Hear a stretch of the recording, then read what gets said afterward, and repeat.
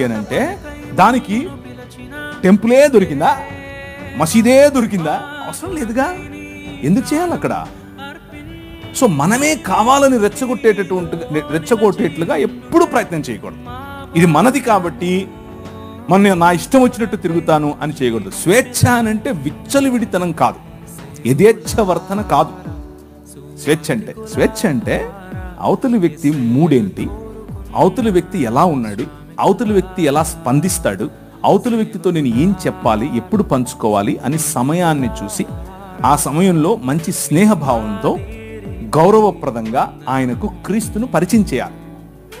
వీధి సువార్త చేయండి, తప్పేమీ లేదు. కానీ వీధి సువార్త పేరట గొడవలు పెట్టుకోవద్దు.